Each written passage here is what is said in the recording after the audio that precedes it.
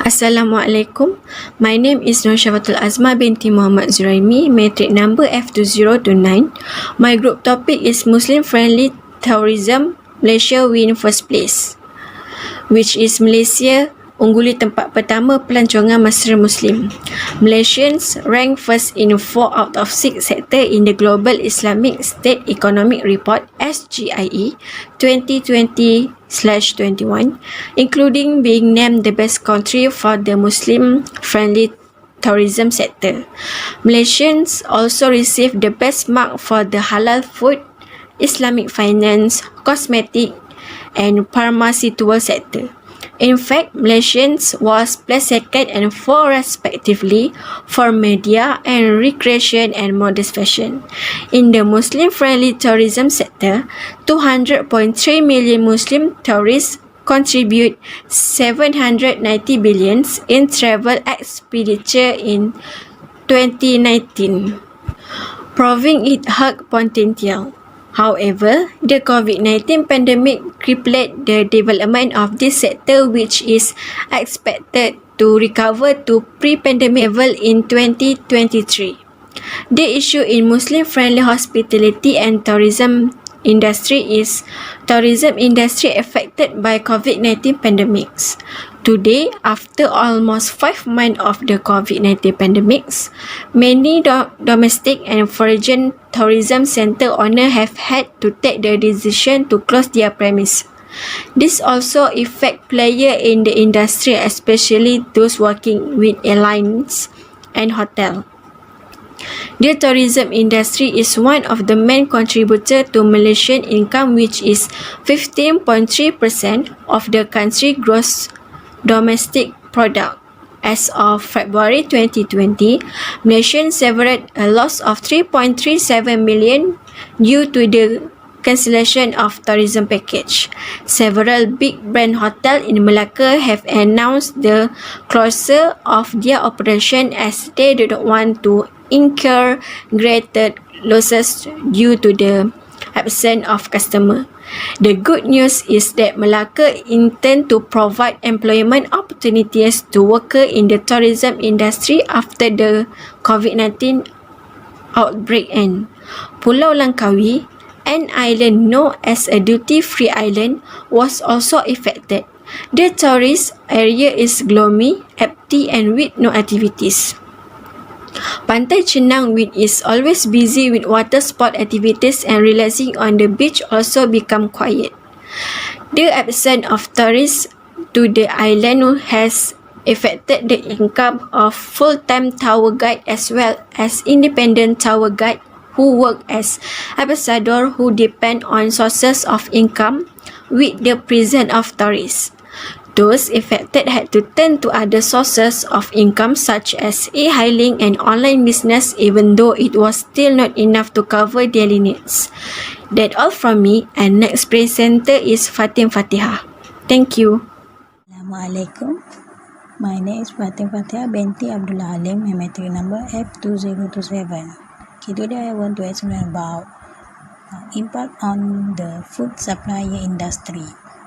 The issue of the COVID-19 pandemic that is plaguing our country now will not only have an impact on the health of the people, but it will also have an impact on the world economy and Malaysia in particular.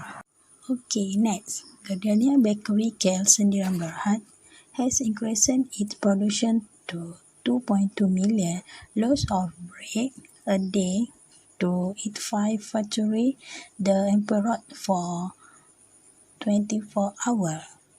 Its senior general manager Desmond Tan said the withdrawal was an increase of 5% from the total withdrawal before the implementation of the MCO. Therefore, the price of Gardenia bread will remain the same from June 1, and the public does not have to worry about making penny purchases following the spread of letters stating the increase in the price of bread. And Next, Deputy Minister of Domestic Trade and Consumer Affairs Datuk Rasul Wahid said the expedition carried out by his office found that the price of bread has not changed. Okay, next. 1. People need to calm down. 2. Don't not believe in true news spread by irresponsible practice. 3. Trader and consumer need to work together with the government in reducing the spread of the COVID-19 pandemic. And 4. Don't not panic buyer. Okay, next slide. Drive past the hotel, a new way to attract customers. All sectors and industry need to change accordingly and adapt preferably to the new normal. The hospitality sector, for example, has changed its approach more and more, some for service and some to meet customer demand. For the record statistics show, 109 hotels were reported to be closed in 2020 with loss reaching around 100 billion due to the pandemic. A total of 204 tourism and hotel return companies have had to roll over since the MCO was implemented last year. Not only small hotels are affected, hotels that have been operating for a long time are also affected. After difficulty that come non-stop, make entrepreneurs start moving new strategy for their hotel. Last week, for example, there was news that a hotel manager in Penang was selling food by the roadside as one of the way to generate income for his hotel. In Kuala Lumpur, Hotel Seri Pacific is running a similar initiative but in a slightly different way, with a drive-through concept. Interestingly, all the food is prepared by a 5-star hotel chef, but the price offer a much scatter the use. And customers just have to come order food and wait for the food to be delivered to their car. Its marketing and communication manager Hazaira Abdul Aziz said the idea also after many customers asked how to get food from the hotel as eating on the premise was profitable during MCO. Okay, that's all for me. Thank you.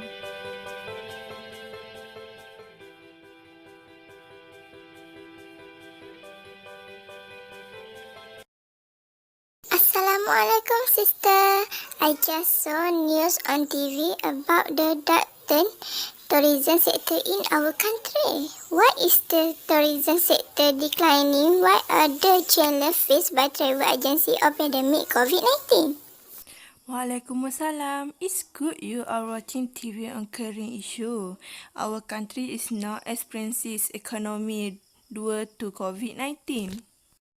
This included the tourism sector. The tourism sector is the large contributor to our country economy, and because the tourism sector is it affect travel agency, and there are many challenges that travel agency have to face. Among them, lack of demand, activity, and outside the country. For Malaysia border gates are closed. All countries have COVID-19. There are many hotels and tourist spots that are closed. Many hotels and spot tourists are closed because COVID. And lastly, need to think of way and solution to attract tourists again. Tourism tax expansion for individual of 1,000 to travel. 2. Provide e-coupon for every airfare, train and accommodation for domestic tourists. 3.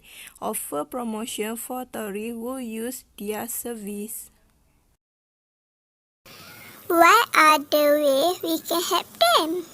We need to travel within the country, only help the national economy by using their service. Baby, let's eat. The food is ready.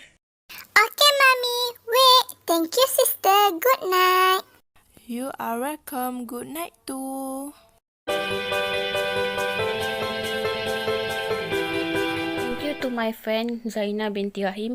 Hi, Assalamualaikum and selamat sejahtera. My name is Siti Ainaa binti Ahmad zainuri.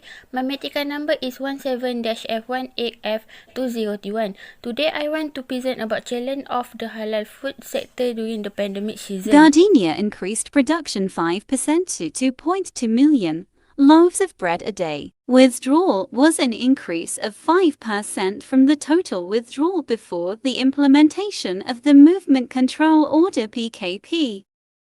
Has increased its production to 2.2 million loaves of bread a day through its 5 factories that operate for 24 hours. The supply is able to accommodate 60% of the demand for bread from all over Peninsular Malaysia, with other brands also experiences high demand since PKP. Nestle challenge on the COVID-19 pandemic. Nestle Malaysia BHD. Nestle, one of the largest halal food companies in the country, which has set up its own halal committee since the early 80s. Most notable is that various industries cannot cross border abroad. Also responsible for ensuring that all matters related to halal operation run smoothly to meet the need of the current market. The guideline make it difficult for us to find new supplier because we need to ensure the product supply comply with halal requirement and standards set by the company. It also make it difficult to provide guidelines to suppliers to improve their existing product to meet our need, even though it can still be met online. Conclusion. In conclusion, throughout Malaysia, many industries were affected by the pandemic, such as the tourism industry and the halal food industry. That's all for me. Thank you.